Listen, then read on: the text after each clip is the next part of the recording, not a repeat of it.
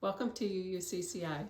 I'm Lori Swanson, a member of the Sunday Services team, and I'm glad you decided to join us this morning.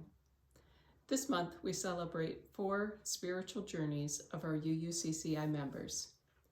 By listening to the varied journeys that have brought us here, we discover more about each other and our congregation as a whole. Today, we are invited to learn more about Peggy Sabau's personal growth at UUCCI. I have to admit, I feel very lucky to be matched up with Peggy. Just hours after Nick sent out the initial email connecting worship associates to spiritual journeyers, Peggy emailed us with her ideas and almost a complete order of service. As a planner type myself, I say with complete respect and admiration that Peggy knows how to get a job done. It was during my first year on the Sunday Services team that I got to know Peggy better. Her organization, attention to detail, and valuable feedback to team members was something I always appreciated.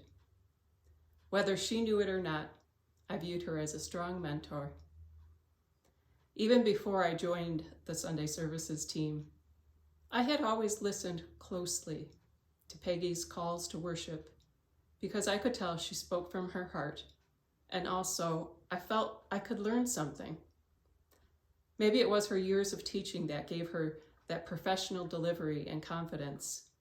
And along with those attributes, I saw she genuinely cared about others. Peggy struck me as a person who knew how to listen deeply, have compassion, and open her arms, welcoming people into the fold. I am happy to listen to what Peggy will share about her spiritual journey, and I look forward to receiving a few more nuggets of wisdom from this wonderful Wonder Woman.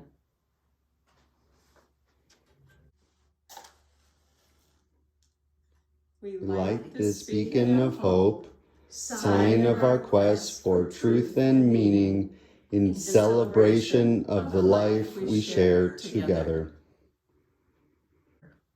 Cherish your doubts, for doubt is the servant of truth. Question your convictions, for beliefs too tightly held strangle the mind and its natural wisdom.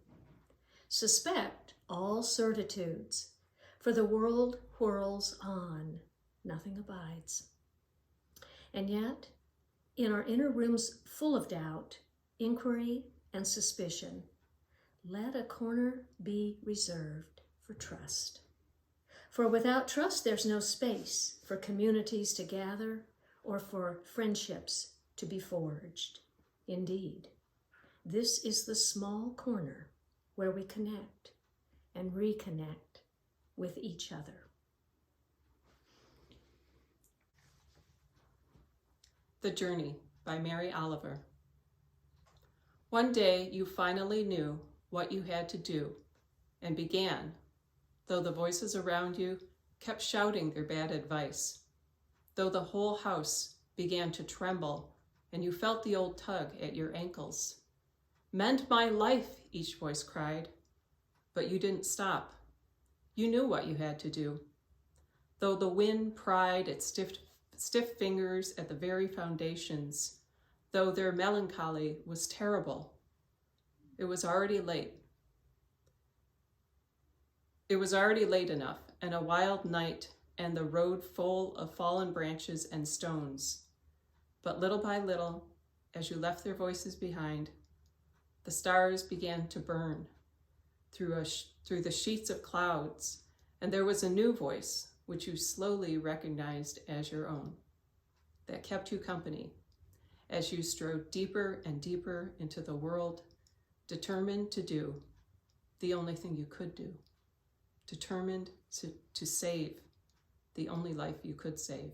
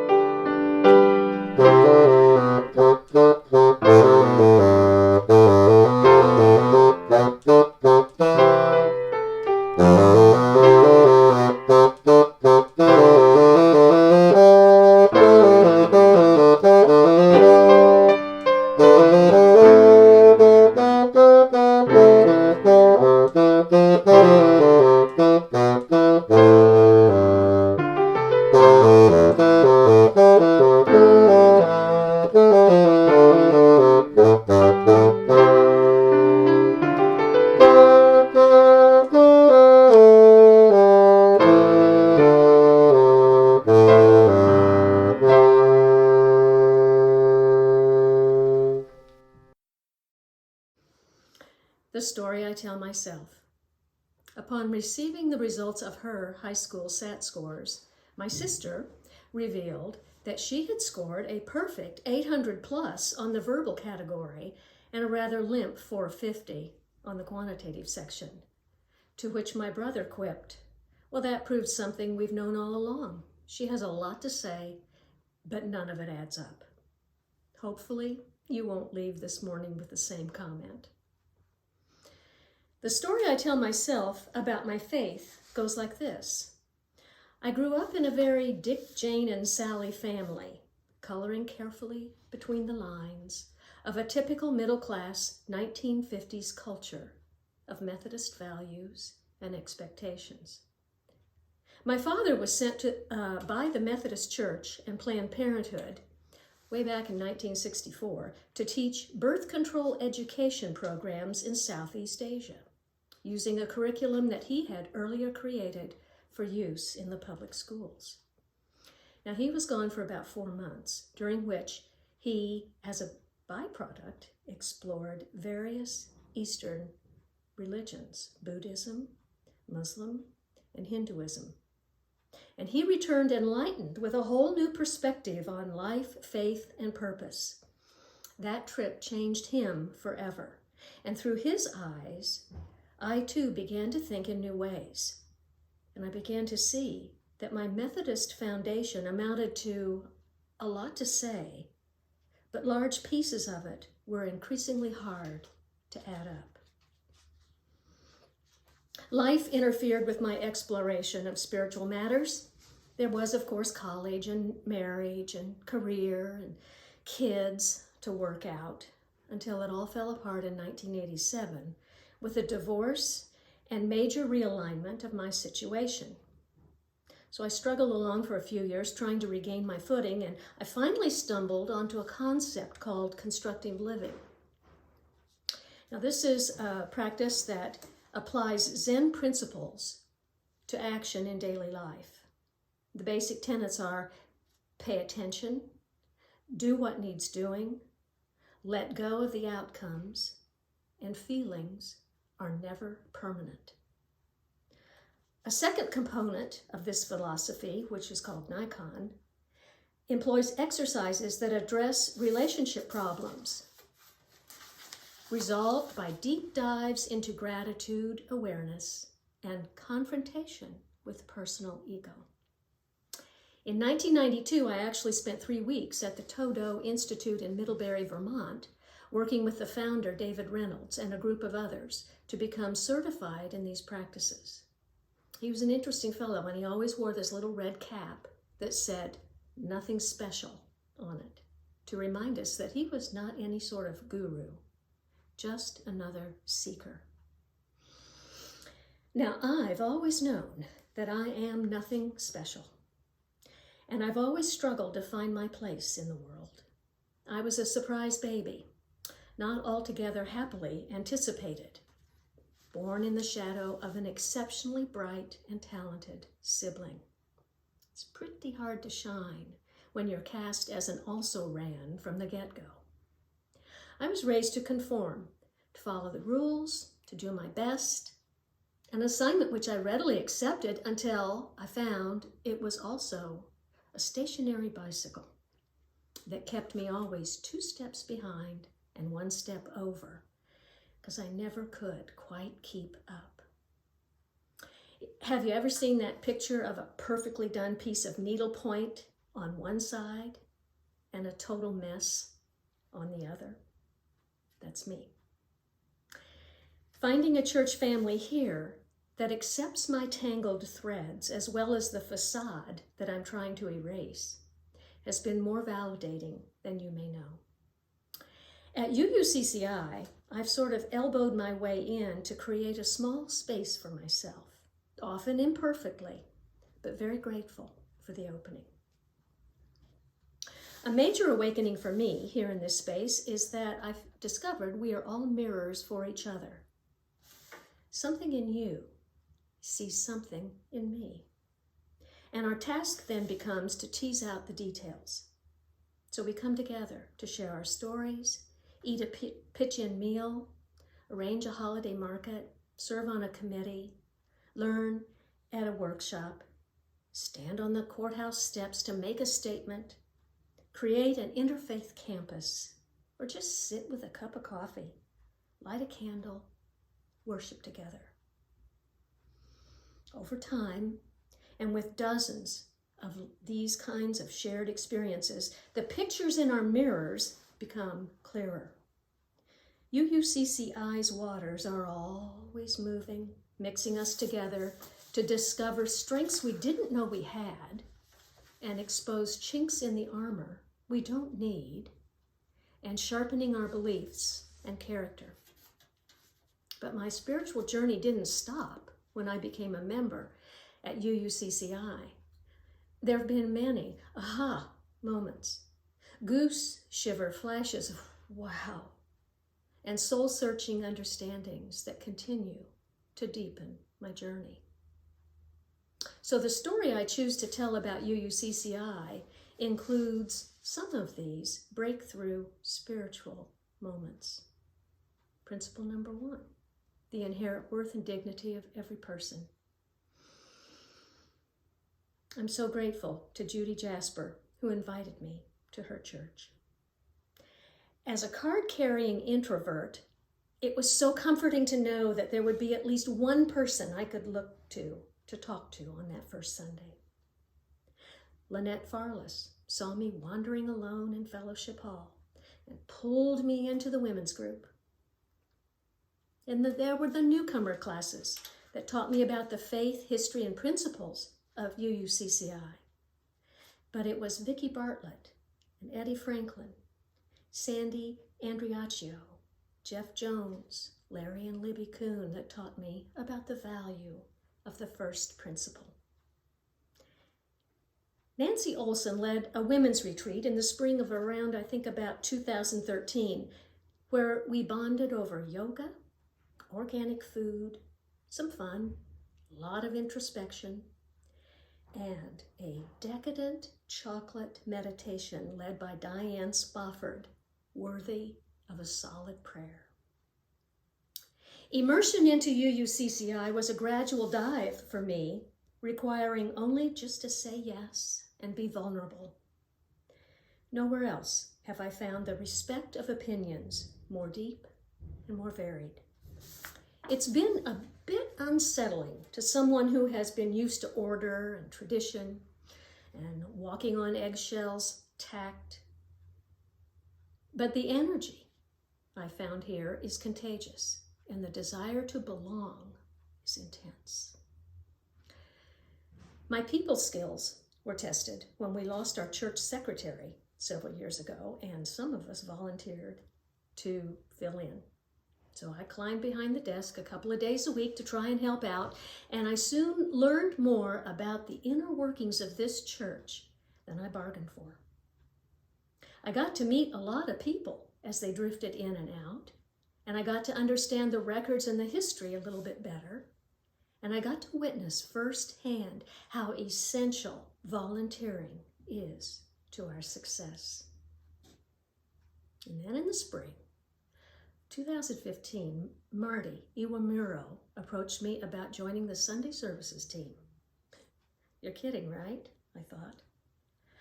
But you all know how hard it is to say no to Marty. And within a week, I was given a 20-minute training session, and in 2 weeks, I was up there in the pulpit fumbling along. What a privilege it was to learn from Marty, Jim Martin, Kate Hyatt, Bob Pulley, Liz Greffin, and Scott Heiss. It felt so good to be a part of something essential and yet daunting to do it justice. Principle 2, justice, equity, and compassion in human relations. In November 2016, I fell down a rabbit hole. After that election, I don't think I had felt as disoriented, angry, and terrified as that since 9/11.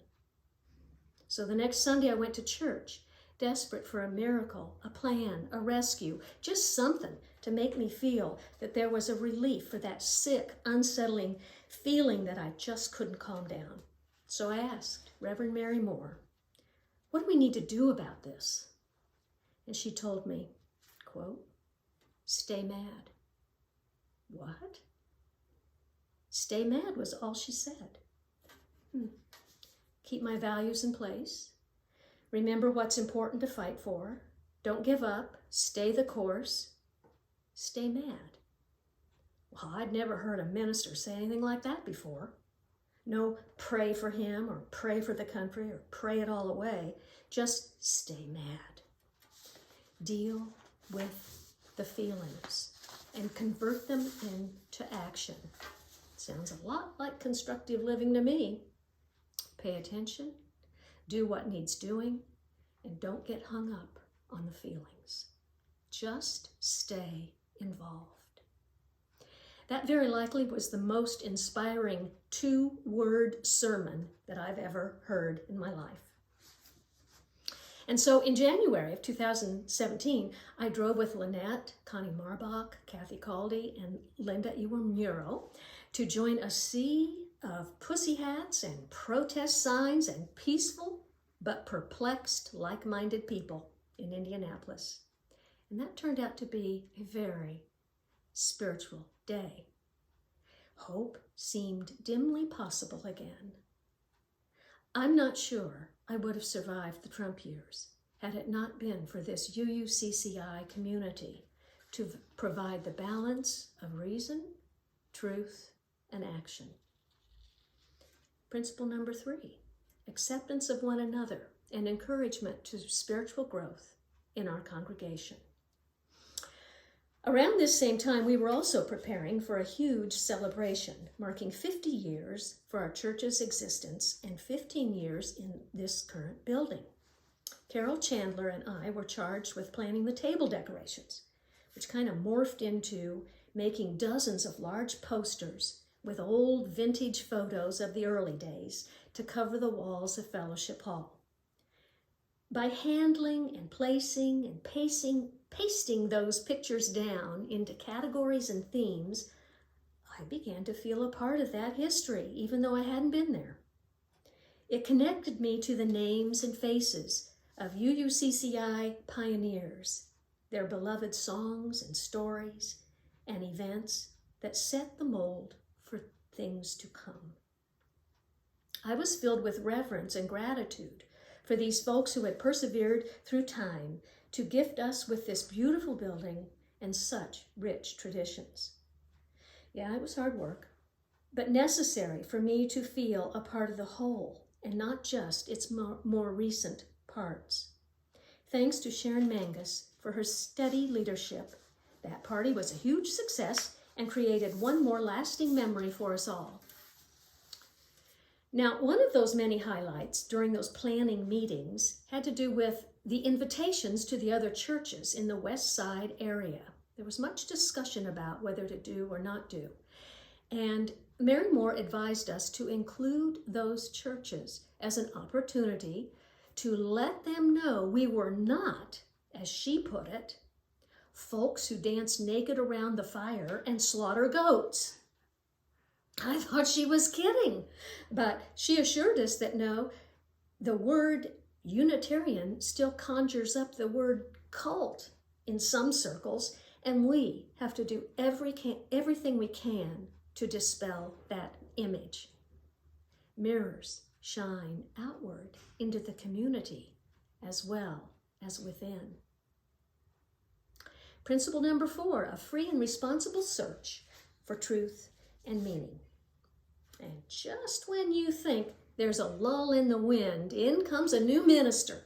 And man, he blew into our midst with a burst of energy, vision, excitement, and ideas like we had not seen in a very long time. Buckle your seatbelts and hang on to your hats, folks. Reverend Nick Cable was poised to take UUCCI on a breathtaking spiritual ride. Now, by this time, I'd already done 2 years of Sunday services duty, but he asked me to stay on for 3 more years, and I wanted to help in any way I could. So glad I did. He inspired us to write our own call to worship pieces based on our own personal experiences. The insights that bloomed from that idea have been transforming, and the congregation's been so gracious to accept it. Again, that mirror effect kicks in.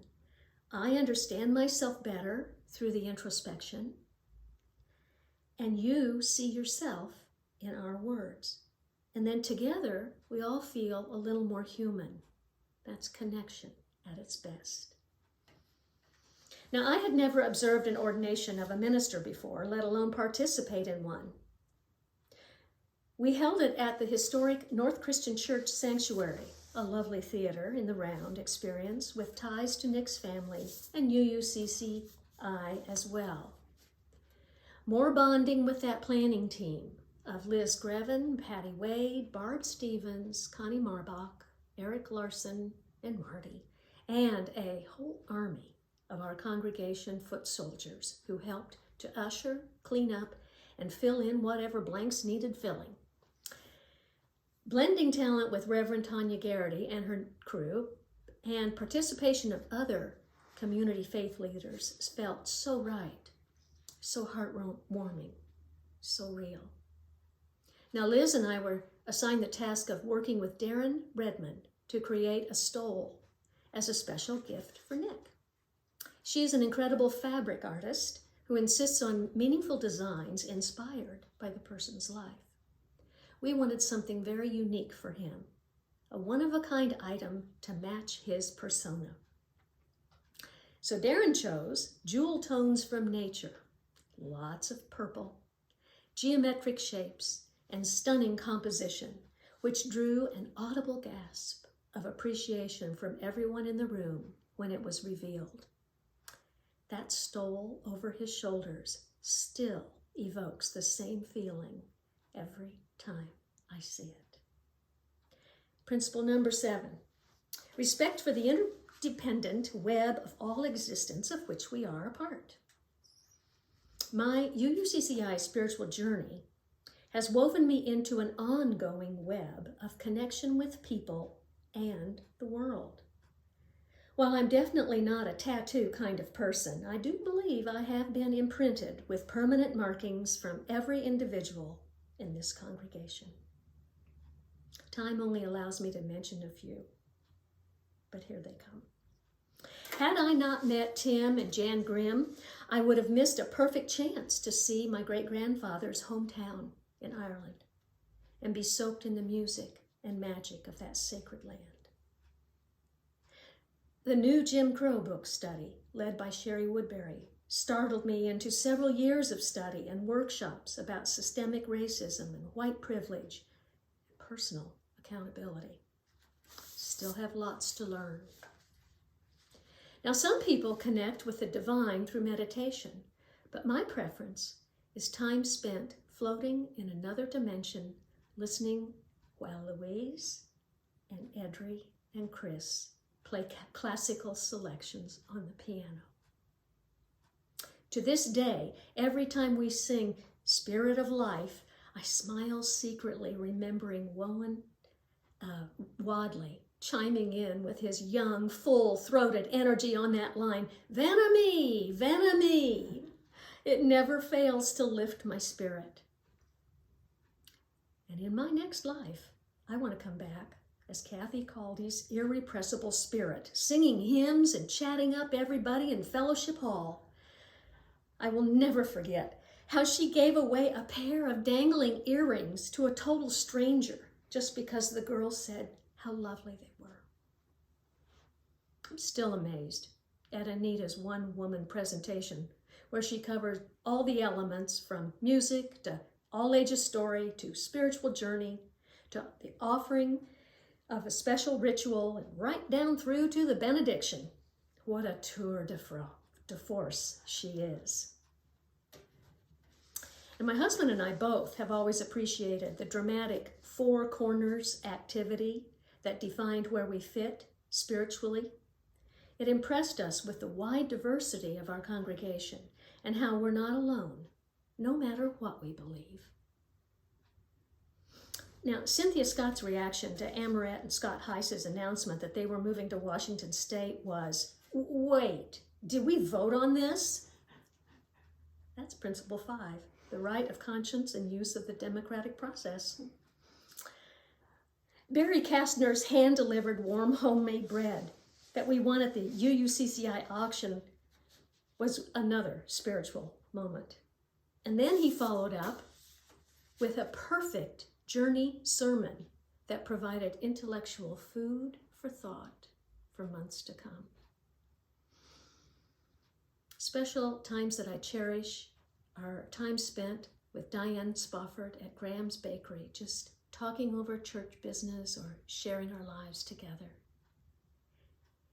And Kate Hyatt introduced me to Carrie Newcomer, whose music and poetry about the reverence of everyday life took over my iPod playlists forever. And the Oscar goes to Xander Rogow, dropping the mic with his profoundly astute interpretation of the elephant walking across the tightrope picture. Y'all remember that one.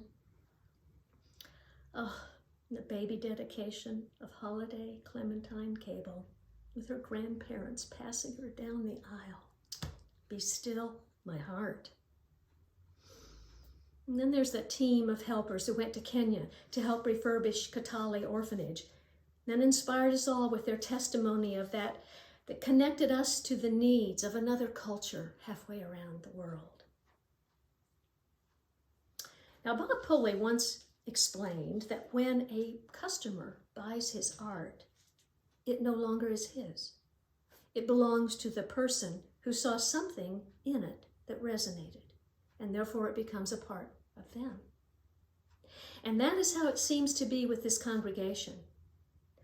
I bought into this journey with you, and now we all belong to each other. Principle number 6, the goal of world community with peace, liberty, and justice for all. I recognize a memory or a connection in some way to each one of you that is precious. And I can't thank you all enough for what this means to me. Years ago, I heard a thought-provoking puzzle that challenged me thus. If everyone else in the world were blind, what would it take to make you happy? I narrowed it down to these things: comfy home, healthy food, warm clothes, lots of music, a mountain of books, a wildflower meadow, a forest, children to hug, and people who are glad that I'm here. And now I add to it, I need to have a Unitarian Universalist community. UUCCI threw me a lifeline to my questions, and I grabbed a piece of it, and I'm still hanging on. I'm still nothing special. I make a lot of mistakes. However, I have learned that even if I can't go back and change my beginning, I still have time to work on my ending. I got a long way to go and not much time left to do it. I just hope my ship of enlightenment comes in before my dock of understanding rots. Because all storytellers know that the best things always happen in the last chapter. And that's it. This is the story I tell myself about UUCCI, and I'm sticking with it.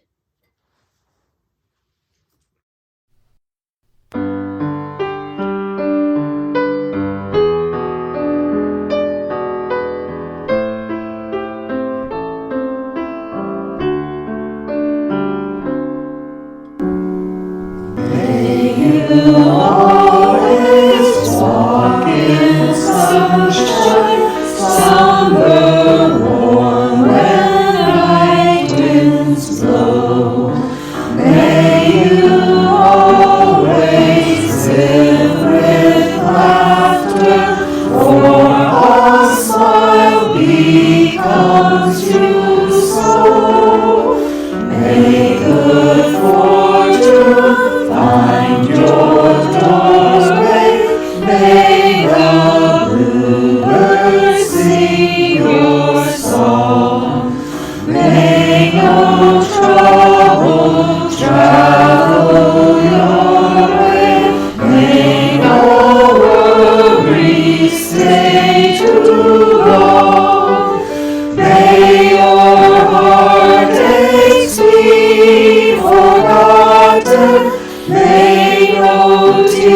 speak still. May old acquaintance be remembered, and your cup of kindness filled. May you always be a dreamer. May your wildest dream come true. May you find someone to love as much as we love you.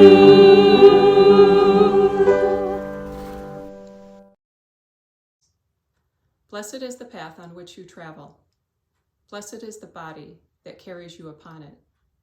Blessed is your heart that has heard the call. Blessed is your mind that discerns the way.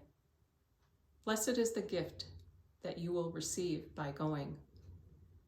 Truly blessed is the gift that you will become on the journey. May you go forth in peace.